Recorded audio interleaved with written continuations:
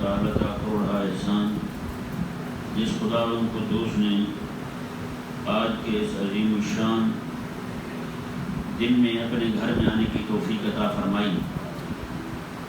یار محترم بھائیو، پچھلے خطبہ جمعۃ المبارک میں ہم نے ایک مضمون شروع کیا تھا، اللہ تبارک و تعالیٰ کے احکامات پر راضی ہونا۔ کوئی بھی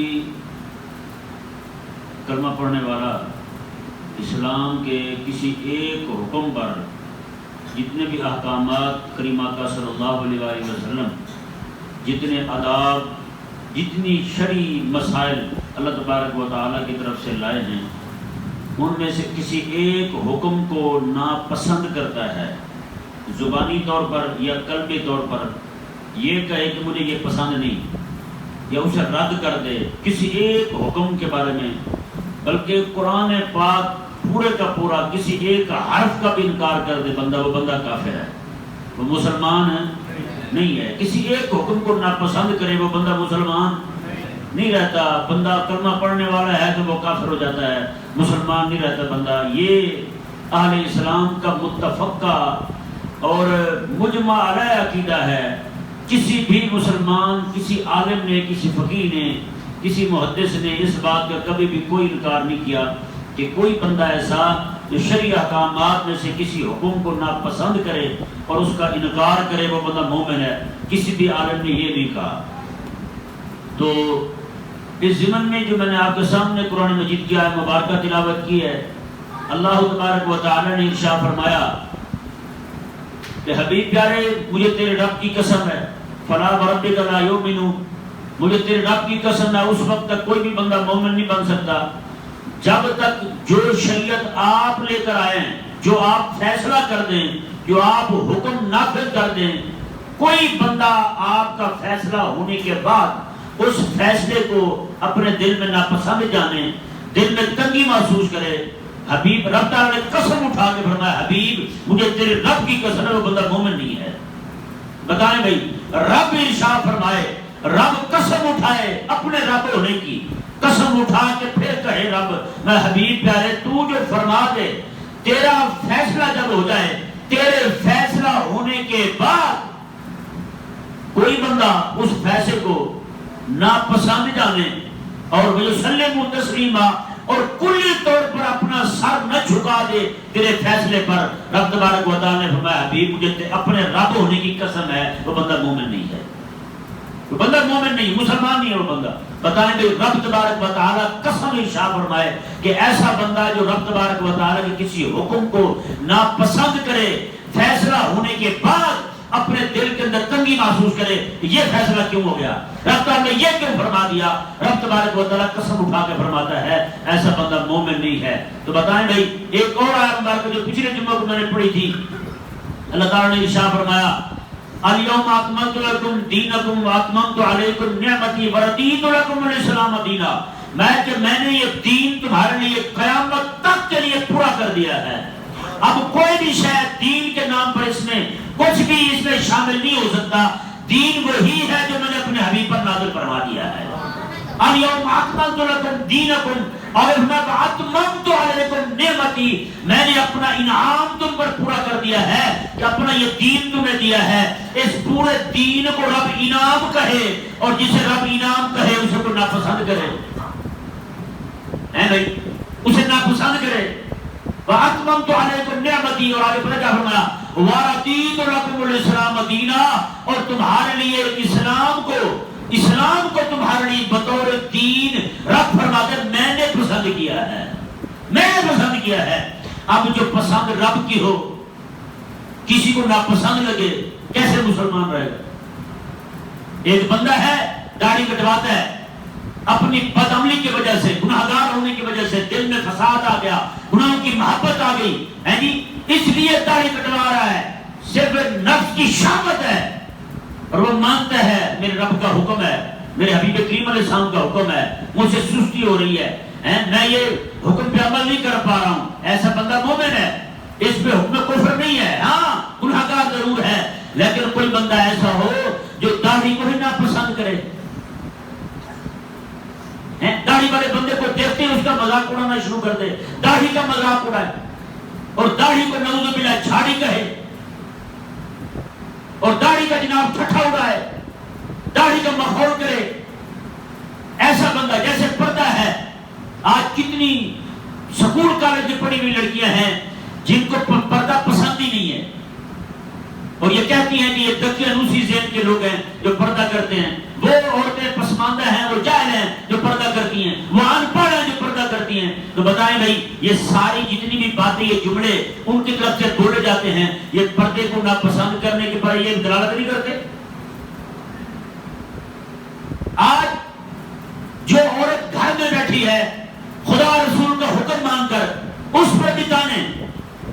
جو عورت میک اپ کر کے لوگوں کے سامنے نہیں آتی اسے جاہلہ کہا جاتا ہے، ان پڑھ کہا جاتا ہے، دقیانوسی ذہن کا کہا جاتا ہے. اور جو لڑکی جناب اپنا آدھا لباس پہن کر لوگوں میں گھوم رہی ہو، ہر ایک کو جناب دیکھ رہی ہو، ہر ایک بندہ اسے تاڑ رہا ہو اور وہ جناب پڑھی لکھی کر آ رہی ہو جس معاشرے کے اندر، تو بتائیں آپ ذرا خود اندازہ لگائیں یہ رب تبارک و تعالیٰ کے احکامات کو ناپسند کرنے والی بات ہے یا نہیں؟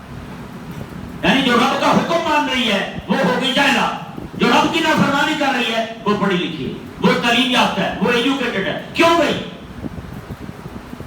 یہاں تک نوبت کس نے پہنچائی کہ آج جس کو بھی آپ ہاتھ لگائیں وہ رب تبارک و تعالیٰ کے حکم کو ناپسند کر رہا ہے. ہمارے ہی ملک کے اندر جناب سود کا نظام، پورے ملک کے اندر سود کا نظام نافذ ہے. پورے ملک کے اندر ہر ایک بندہ خواہی نخواہی اس سود کے نظام میں جکڑا ہوا ہے. آج انہی یہود و نصارہ کی وجہ سے، یہ ان کے غلاموں کی وجہ سے پیسے لے لے کے یہ سارے ذلیل کھا گئے اور آج ہم بھگت رہے ہیں. ان ذلیلوں نے ابھی جو چیزیں ان سے منوائی ہیں، سب سے پہلی چیز ہمارے خاندانی معاملات تباہ و برباد ہو گئے.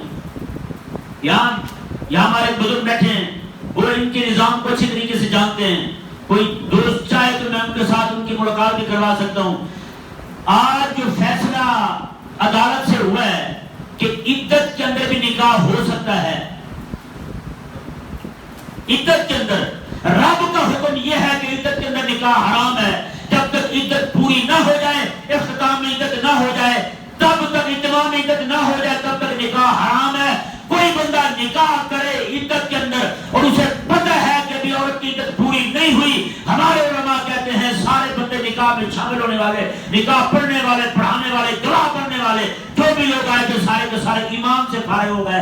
رب کی حرام کردہ شے کو انہوں نے حلال ٹھہرایا ہے. رب کے حرام کو حلال ٹھہرانے والا بندہ کافر ہو جاتا ہے. تو بتائیں بھائی آج انہوں نے عدالت، جسے عدالت عالیہ کہتے ہیں، اس نے فیصلہ جاری کر دیا ہے اور یہ باقاعدہ ٹیلی ویژن پر یہ فیصلہ بیان کیا گیا ہے، نشر کیا گیا ہے کہ حالت عدت میں نکاح ہو سکتا ہے اور کوئی گناہ والی بات بھی نہیں ہے. یہ IMF سے باقاعدہ معاہدہ ہوا ہے. خاندانی قوانین ہمارے اہل اسلام کے پوری دنیا کے اندر آج ہندوؤں کو بھی اجازت ہے کہ وہ اپنا نکاح وہ پھیرے لگا کے اپنے بدھو کے پاس جا کے پھیرے لگاتے ہیں، ان کا نکاح ہوتا ہے. جیسے یہ تو ہمارے اسلام نے بھی ان کو مجبور نہیں کیا تھا. جب مسلمانوں کی حکومت تھی وہاں اتنا 1000 سال سے زیادہ سے تک حکومت ہماری رہی مسلمانوں کی، لیکن کسی نے مجبور نہیں کیا انہیں کہ تم یہاں یہ طریقہ چھوڑ دو. ان کو بیویوں کو چھوڑنے کا طریقہ انہی کے سپورٹ کیا گیا، جیسے تمہارا طریقہ ہے ویسے ہی کرو تم، لیکن ہمارے اسلام کے خلاف نہ بولنا. لیکن آج معاملہ کیا پیش آیا مسلمانوں پر؟ یہ اوپر انگریز کے اور یہود و نصارہ کے غلام اور ان کے نوکر چاکر، ان کے مارچے جو ہیں، ان دلیلوں نے ان کے ساتھ معاہدہ کیا ہے. انہوں نے کہا کہ خاندانی معاملات جو ہیں وہ سارے کے سارے درہم برہم کر دیے جائیں. جن کو شریعت جو ہے وہ ان پر لازم کرتی ہے کہ تم نے عدت کی حالت میں نکاح نہیں کرنا. تو بتائیں بھائی پہلا فیصلہ آپ کے لاہور سے نافذ ہو چکا ہے کہ عدت کے اندر نکاح کر لیں، کچھ نہیں ہوتا. اور خلا کا جو طریقہ اسلام کا دیا ہوا ہے، قاضی کو کوئی خاتون تنگ ہے اپنے شوہر سے، شوہر بدتمیزی کرتا ہے، ہوتے ہیں کئی سارے، بدتمیزی کرتا ہے، عورت جا کے اپنے قاضی کے ہاں استدعا کرے، وہاں پہ جا کے دعوت دائر کرے، تو قاضی جو ہے اسے طلب کرے، اس کے شوہر کو وہاں بلائے، اور اب اس کا خرچہ نہیں دینا چاہتا، اس کو سکھی نہیں رکھ سکتا، یا کوئی بھی معاملات ایسے پیش آ جاتے ہیں، تو قاضی جو ہے اسے کہے کہ پھر ٹھیک ہے کھلا دے دو تم.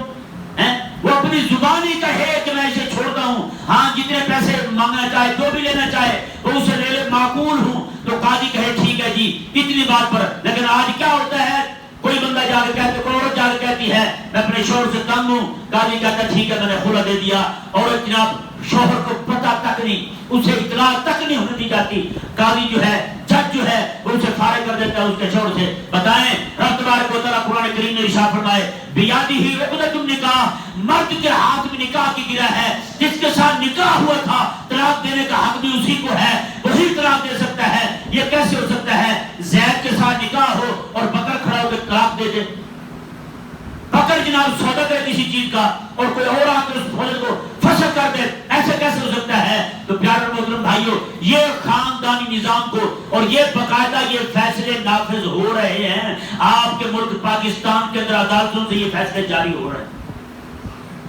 کوئی نہیں, آپ اور میں جو سکون کے ساتھ بیٹھے ہوئے ہیں یہ آنے والے حالات بتائیں گے. یہ وہ آگ ہے جب کسی کی تحریر تک نہیں پہنچے گی اسے اثر تک نہیں ہوگا. جب اس کی اپنی بہن بیٹی کے ساتھ یہ معاملہ پیش نہیں آئے گا تب تک کسی بندے کی آنکھیں کھلنے والی نہیں ہیں, تب تک مولوی بھی جاگنے والے نہیں ہیں, تب تک پیر بھی جاگنے والا نہیں ہے, تب تک ملا اور پیر نشائی بن کے بیٹھے ہوئے ہیں. میں حقیقت کہہ رہا ہوں یہ فیصلہ نافذ کر دیا گیا ہے کہ خاندانی نظام یہ ایسے نہیں 8 مارچ کو جو کچھ ہو رہا, عورتیں جناب باہر جا کے خواتین ہمارے ہی ملک کی اپنے آپ کو کلمہ پڑھنے والی, ان کے نام مسلمانوں والے, ان کے والدین مسلمان, لیکن وہ جب روڈوں پہ آ کے نہ ایسی باتیں کر رہی ہیں کہ نکاح کی کوئی ضرورت نہیں ہے, بغیر نکاح کے جہاں چاہے عورت بیٹھے اور لیٹے, وہاں سے اٹھے کپڑے جھاڑے اور چلی جائے وہاں سے. پیارے محترم بھائیوں یہ حالات ایسے نہیں بن رہے. آپ کو نہیں معلوم کہ آپ کے ساتھ کیا ہونے جا رہا ہے آنے والے دنوں کے اندر. آپ کے لیے میں قسم خدا کی کہتا ہوں مسلمان بن کے رہنا بھی مشکل ہو جائے گا. آج جیسے ہی آپ مسلمان صرف نماز ہی پڑھتا ہے, بس نماز پڑھ لی بس کیا مسلمان ہے, بھائی نہیں, نہ ایسا بندہ مسلمان نہیں ہوتا. صرف نماز پڑھنے سے مسلمان نہیں ہو جاتا. جب تک بندہ دین پاک کے دین اور شریعت کے تمام احکامات پر راضی نہ ہو جائے, تمام احکامات پر ایمان نہ لے آئے, تب تک بندہ مومن نہیں ہو سکتا. کیا پڑھتے ہیں ایمان میں؟ ایمان مجمل مفصل نہیں پڑھتے. آمنت باللہ کما هو باسمائہ و صفاتہ وقبلت جمیع احکامہ, میں رب کے سارے احکامات کو قبول کرتا ہوں. وقبلت جمیع احکامہ, اقرار باللسان, زبان سے اقرار بھی کرتا ہوں, و تصدیق بالقلب, اور دل سے سچا بھی جانتا ہوں. یہ ایمان ہے بھائی. ہم نے بچوں کو رٹا دیا. آج بھی باپ خوش ہو رہا ہے, کہیں جائے نا باپ پکڑ کے بیٹے کو, میرے بیٹے کو روٹی کھانے کی دعا بھی آتی ہے. میں نے کہا سرویسی پہ رہنا, کہتے نہیں بیت الخلا جانے کی بھی دعا بھی آتی ہے. میں نے کہا وہ کھا لیا اور ٹٹی کر لی, بھائی یہی کرنا ہے آپ نے بھی اور آپ کے بچوں نے بھی. میں نے کہا خدا کے لیے, دین پاک کے لیے, دین اور شریعت پر جو آج حملے ہو رہے ہیں, دین اور شریعت پر جو آنکھیں چل رہی ہیں, میں نے کہا اس کے لیے کس نے جاگنا ہے؟ آپ دیکھ لیں آنے والے دنوں میں آپ کے یہ جو اساسہ جات جنہیں کہتے ہیں نا ایٹمی اساسہ جات, یہ بھی بکنے جا رہے ہیں. ان انگریز کے غلاموں نے انہیں بھی بھیج دینا ہے. آپ کے پاس کچھ بھی رہنے والا نہیں ہے. آپ صرف اور صرف, میں کہتا ہوں قسم خدا کی, یہاں پہ خواہ مخواہ لے کے پھرتے ہیں میں اور آپ. ہمارا تو کچھ ہے ہی نہیں. یہ جو 2% انگریز کے ٹٹو, انگریز کے غلام نوکر اور انگریز کے کتوں کو نہلانے والے چوہے ہم پر مسلط ہوئے ہیں, ان ذلیلوں نے ہمارے دین پر حملوں کی انتہا کر دی ہے. یہ ایک الگ بات ہے کہ ہمارے لوگ جو ہیں وہ سمجھ نہیں پا رہے. آج میں صبح ایک دوست سے بات ہو رہی تھی, میں نے کہا سب سے دکھ والی بات ہمارے لیے یہ ہے, ایک تو ہم پر ظلم ہو رہا ہے, ہمارے دین پر حملے ہو رہے ہیں رات دن, ہمارے دین پر سرخ آنکھیں چل رہی ہیں, اور دوسری دکھ والی بات یہ ہے کہ ہمارے لوگ سمجھ بھی نہیں رہے. یہ دو ظلم ہے ہمارے ساتھ دو ظلم ہو رہے ہیں. نہ مولوی سمجھ رہا ہے نہ پیر سمجھ رہا ہے. آج بھی مولوی پیر ایسی چیزوں کو لیے بیٹھے ہیں الو کے پٹھے, جن کا دور دور کے ساتھ دین, دور دور تک دین کے ساتھ تعلق تک نہیں ہے. ابھی قربانی کے دن آ گئے, مولوی کتوں کی طرح لڑیں گے. قربانی کرنے کی ہو سکتی ہے نہیں ہو سکتی, بھینس کی قربانی ہو سکتی ہے نہیں ہو سکتی, قربانی 3 دن ہے یا 4 دن ہے. میں نے کہا خدا تمہارا بیڑا غرق کرے ذلیل کے بچوں, اور دین تمہارے پر حملے ہو گئے. تم کن باتوں میں پڑے بیٹھے ہو, دوستوں کن باتوں میں مبتلا ہو, کن چیزوں میں مناظرے کر رہے ہو, تم کن چیزوں کو لیے بیٹھے ہو تم. میں کل ہی تفسیر ختم نبوت میں یہ بات لکھ رہا تھا.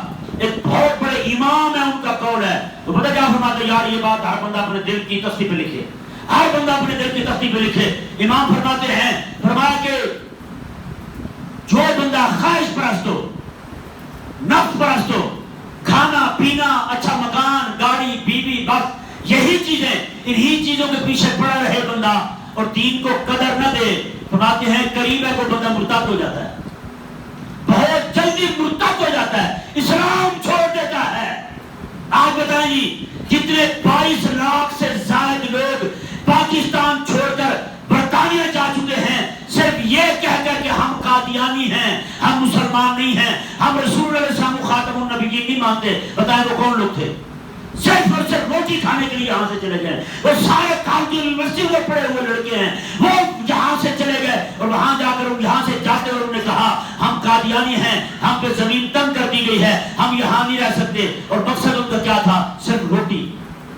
یہی روٹی بندے کو مرتد کر رہی ہے. آج ہمارے جو ملک کے حکمران ہیں، یہ 2% طبقہ اشراف ہے جنہیں کہتے ہیں، یہ ذلیل لوگ صرف اور صرف اپنے 4 پیسوں کی خاطر رب تبارک و تعالیٰ کے دین پر حملے کر رہے ہیں. آج آپ ذرا غور کریں، پورے ملک پاکستان کے اندر آپ بھی دیکھ رہے ہیں، میں بھی دیکھ رہا ہوں، جو بھی بندہ دین کا نعرہ لے کر اٹھا ہے، انہوں نے بم برسائے نہیں برسائے اس پر، گولیاں چلائیں نہیں چلائی انہوں نے اس پر. جس نے بندے نے بھی دین کی بات کی ہے، دین نافذ کیا جائے، سب کو اٹھا کر جناب جیلوں میں ڈال دیا ہے. آج پوری قوم کو IMF کا غلام بنا کے رکھ دیا ہے، آج یہودیوں کو غلام بنا کے رکھ دیا ہے. ابھی کل کی بات ہے، آپ جنہیں کہتے ہیں ہمارے مسلمان بھائی ہیں، متحدہ عرب امارات والے، کچھ دن پہلے انہوں نے معاہدہ کیا تھا تل ابیب کے ساتھ، اسرائیل کے ساتھ. کل ان کی پہلی فلائٹ تل ابیب کے اندر اتری ہے، پہلی فلائٹ تل ابیب کے اندر. پوری جناب پورا جہاز بھرا ہوا تھا مسلمانوں کا، یہودیوں کے ملک کے اندر 1948-47 کے بعد پہلی فلائٹ کلمہ پڑھنے والوں کی وہاں جا اتری. بتائیں بھائی، آج میں اور آپ کہاں کھڑے ہیں؟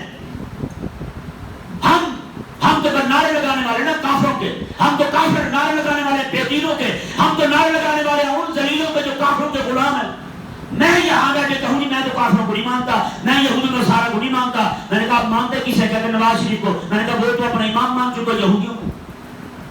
کہتے میں تو مانتا ہوں جناب عمران خان کو. میں نے کہا وہ تو مانتا ہے، انہیں اپنا بڑیرا مانتا ہے، انہیں اپنا جناب نجات کی حمدہ مانتا ہے کافروں کو. کہتا میں تو جناب پیپل پارٹی کو ماننے والا ہوں. میں نے کہا پیپل پارٹی وہ ہے جو ہندسے اسمبلی کے اندر کہے 18 سال تک تو بندہ مسلمان ہی نہیں ہو سکتا. بتائیں، خدا کے بندے میں قسم خدا بھی کہہ رہا ہوں، دکھ ہمیں اس بات کا ہے کہ یہ درد ہمارے مسلمانوں میں نہیں آ رہا. اور سب سے بڑی مسلمان کی قیمتی شے اس کا دین ہے، ایمان ہے. اگر ایمان اسلام کا درد ہی نہیں ہے اس کے اندر تو بتائیں وہ کون سا مسلمان ہے یار؟ کون سا کرنا پڑا ہے اس بندے نے؟ آج کہتے ہیں جی الو کے پٹھے، ایک مولوی مجھے کہنے لگا جی اسلام کو کوئی خطرہ نہیں ہے، اسلام کو کوئی خطرہ نہیں ہے. میں نے کہا بتا یہودیت کی حکومت پوری دنیا میں قائم ہے یا نہیں؟ بولو بھائی، قائم ہے؟ اسلام کی حکومت ہے کہیں؟ تو پھر خطرے میں کیا ہے؟ کہتے اسلام پھیل رہا ہے. میں نے کہا اسلام پھیل رہا ہے؟ کس نے کہا پھیل رہا ہے؟ کہتے کلمہ پڑھ رہے دیکھو. میں نے تمہارے اپنے جنہیں مرتد ہو رہے ہیں وہ بھی تمہیں پتا ہے. علماء فرماتے ہیں میں پوری دنیا کے لوگوں کو کلمہ پڑھا دوں، مجھے یہ بات خوش نہیں کرتی. یہ بات میرے لیے دکھ والی ہے کہ میرے ہاتھ سے کوئی ایک بندہ اسلام چھوڑ جائے، میری وجہ سے کوئی بندہ اسلام چھوڑ جائے. یہ بات میرے لیے دکھ والی ہے. تو وہ اتنی بڑی خوشی نہیں، اتنا بڑا دکھ میرے لیے یہ ہے کہ وہ ایک بندہ جس بندے کو میں گمراہ کر دوں، رب تبارک و تعالیٰ کے دین سے ہٹا دوں. اسلام خطرے میں نہیں ہے. میں نے کہا اسلام کی حکومت کہتا ہے کوئی نہیں. میں نے کہا رسول اللہ اسلام کی گستاخیاں ہو رہی ہیں، کہتا ہے ہو رہی ہیں. میں نے کہا اسلام خطرے میں نہیں ہے، اسلام خطرے میں نہیں ہے، یعنی اسلام ویسے ہی قائم ہے. میں نے کہا یہ تمہارے مولویوں میں خوش کن نعرے تمہیں لے ڈوبے ہیں. آج کلمہ پڑھنے والے 8 لاکھ سے زائد لڑکیاں صرف ہندوستان کی جنہوں نے جناب باقاعدہ درخواستیں دی اور عدالتوں نے ان جونیئر کونسل ان کی جو ہے ان کے جہاں پہ نکاح فارم وہاں ان کے مطابق جمع ہوتے ہیں. 8 لاکھ کلمہ پڑھنے والی مسلمان عورتیں ہندوؤں کے ساتھ نکاح کر چکی ہیں اور 3 لاکھ لڑکیوں کے نکاح انہوں نے درخواستیں دے رکھی ہیں عدالتوں کے اندر. ہم اپنا اسلام چھوڑ کے ہندو مذہب قبول کر کے فلاں ہندو لڑکے کے ساتھ نکاح کرنا چاہتی ہیں. حکومت اپنی سرپرستی میں عدالت اپنی سرپرستی میں ہمارا نکاح ان کے ساتھ ہندو لڑکوں کے ساتھ کروا دے. کہتے ہیں اسلام تو کوئی خطرے میں نہیں ہے. اسلام کو خطرے میں نہیں ہے. میں نے کہا پورا عرب ان کے حکمران اس وقت اسرائیل کے سامنے سر ٹیک چکے ہیں, سجدہ کر چکے ہیں اسے. پوری دنیا IMF کے قاضے میں جا چکی ہے, ان کے جناب وہاں گروی رکھ دی گئی ہے. پورا ملک پاکستان یہود اور نصارہ کا ایک ٹکے کا غلام اور نوکر ہو چکا ہے. تمہارا پورا نظام سیاست, نظام معاشرت, نظام معاشرہ, ہر چیز جو ہے تمہاری ان کے ہاں گروی رکھ دی گئی ہے. کوئی بھی تمہارا کام یہاں پہ ان کے اشارے کے بغیر, ان کی مرضی کے بغیر نہیں ہو سکتا, چاہے وہ تمہارے دین کا, شریعت کا, سیاست کا, سماج کا, کسی بھی شے کا ہو. اور ملا کہتا ہے کہ اسلام آزاد ہے, اسلام کو کوئی خطرہ نہیں. اقبال رحمہ اللہ, اللہ تعالیٰ اس کی قبر پر کروڑوں رحمت نازل فرمائے, اس نے اس وقت ان خوش کن ملا ہیں, یہ پاگل مولوی جو تھے, ان کے بارے میں اس نے اس وقت کہا تھا, کہا ہند میں ہے ملا کو سجدے کی اجازت.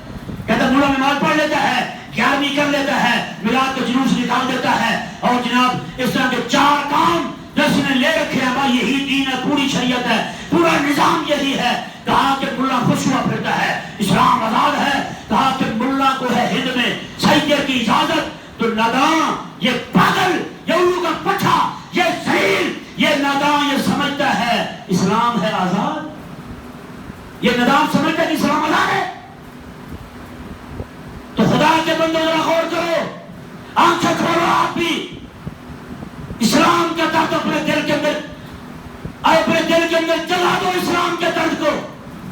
ہم نے جو دل میں بسایا ہے درد, وہ صرف اور صرف روٹی پانی کا, روٹی کپڑا مکان, جو ہمارے ذلیل حکمران نعرے دیتے ہیں. بس جی سب سے پہلے پاکستان, نہ بھائی نہ, سب سے پہلے اسلام ہے, سب سے پہلے اسلام ہے, سب سے پہلے قرآن ہے, سب سے پہلے شریعت ہے. یہی تو وجہ ہے سب سے پہلے پاکستان نعرہ لگا کے پھر رب کی گستاخی ہو کوئی پکڑ نہیں, رسول اللہ کی گستاخی ہو کوئی پکڑ نہیں, دین کی گستاخی ہو, دین کے احکامات کی دھجیاں اڑائی جائیں, کوئی جناب نہیں. آنے والے دنوں کے اندر جو انہوں نے معاہدہ کیا ہے ان کے ساتھ, آج یہ تو ہوتا ہے جو گستاخی کرے کم از کم اسے پکڑ کے پولیس کے حوالے کیا جاتا ہے, جیل ڈال دیا جاتا ہے. آنے والے دنوں کے اندر جیسے یورپ اپنے ہاں گستاخوں کو بلا کے دفاع کرتا ہے, کھلے ڈلے جہاں مرضی گھومتے پھرتے رہیں, یہی حال پاکستان میں ہونے والا ہے. 3 کام ہو چکے ہیں, 3 کام انہوں نے مان لیے. جو آج کل یہ نعرے لگا رہے ہیں نا بھی ہم جناب وہ ہماری وجہ سے گرے لسٹ میں جناب وہ کیا بلیک لسٹ نکل رہے ہیں, ہم یہ ہو رہا ہے وہ ہو رہا ہے, نعرے لگا رہے ہیں, اور تینوں چاروں جماعتیں کہہ رہی ہیں کہ یہ ہم نے کیا ہے, ہماری وجہ سے ہوا ہے. یار بتائیں 3-4 بندے ہوں گھر کے, ان کی بہن کی عزت لوٹی جائے, وہ 3-4 بھائی کھڑے ہو کریڈٹ لینے کی کوشش کریں, یہ میری وجہ سے ہوا ہے, ہماری جو بہن کی عزت لوٹی گئی ہے یہ ہماری وجہ سے ہوا ہے. بتائیں یار تیرے اسلام پہ پابندی, تیرے خاندانی نظام کو تباہ و برباد کر دیا جائے, اور تیرے نظام معاشرت کو پورے اسٹیٹ بینک ان کے خطے میں چلا گیا, پورے اسٹیٹ بینک, تیرے پاس تو تیرا پیسہ بھی نہیں رہا, کچھ بھی نہیں رہا تیرے پاس. جو چیز وہ مہنگی کرے مہنگی, جو چیز وہ سستی کرے وہ سستی, تیرے پاس تو کچھ بھی اپنا نہ رہا. جب سے یہ ذلیل حکومت آئی ہے, یہ پچھلی, یہ لوگ مزید تذلیل کی طرف جا رہے ہیں, مزید تنزل کی طرف جا رہے ہیں. کتنے سارے لوگ جن کو میں جانتا ہوں جن کے بڑے بڑے کاروبار تھے آج 0 پہ آ گئے, آج فٹ پاتھ پہ آ گئے, آج ان کے پاس اپنا گھر نہیں رہا. اور یہاں ہم کیا کہیں, اسلام آزاد ہے, ہم آزاد ہیں, ہم آزاد قوم ہیں. 14 اگست آئے گی, سارے لوگ کے پٹھے نعرے لگا رہے ہیں. تمہیں کیا پتا کہ آزادی کیا چیز ہوتی ہے, مت ماری جاتی ہے غلاموں کی, وہ غلامی پر بھی فخر کر رہے ہوتے ہیں. آج یہ قومیں تینوں چاروں جماعتیں یہ پارٹیاں نعرے لگا رہی ہیں کہ یہ ہم نے کیا ہے. میں نے کہا اس سے بڑھ کر پسماندگی اور کچھ نہیں ہو سکتی, جن کی بہن کی عزت لوٹی جائے اور بھائی کھڑے ہو کریڈٹ لینے کی کوشش کر رہے ہوں, یہ کام ہم نے کیا ہے. وہ کہنے جی میری وجہ سے آئے ہیں, ہماری بہن کی عزت لوٹ گئے ہیں. تو بتائیں بھائی, جس قوم کا دین لوٹ لیا جائے, جس قوم کے دین پہ پابندی لگا دی جائے, ان کے خاندانی نظام کو تباہ و برباد کر دیا جائے, ان کی بہنوں بیٹیوں کو طلاق اور عدت کے اندر نکاح کر دیا جائے, کسی بہن بیٹی کا نکاح ہو اور جناب عدالت کے اندر بلا کے اس کے شوہر کو بلائے بغیر اس کی عورت کو طلاق دے دی جائے, اور یہ قوم خوش ہو رہی ہو, دیکھو یہ میری وجہ سے ہوا ہے. میں کہتا ہوں قسم خدا کی, اس سے بڑھ کر پسماندگی اور کمینگی کی حد اور کوئی نہیں ہو سکتی. جن کے دین پر حملہ ہو جائے اور وہ خوش ہو رہے ہوں کہ یہ دین پر حملہ میری وجہ سے ہوا ہے. ہیں، اور ایک ہماری عوام ہے بیچاری وہ تماشائی ہے، جو بھی کھڑوں کے بیٹ بجائے گا یہ اس کے ساتھ ہو جائیں گے۔ خدا کے لیے اب جاگیں، بیدار ہو جائیں، صرف اور صرف اسلام کے ساتھ کھڑے ہو۔ میری آواز تو نہیں آئی نا کسی کو؟ دور سکے ہاتھ اٹھا کے انشاءاللہ پڑھے ذرا، صرف اسلام، صرف اسلام۔ اللہ تبارک و تعالی ہمیں سمجھنے کی توفیق عطا فرمائے۔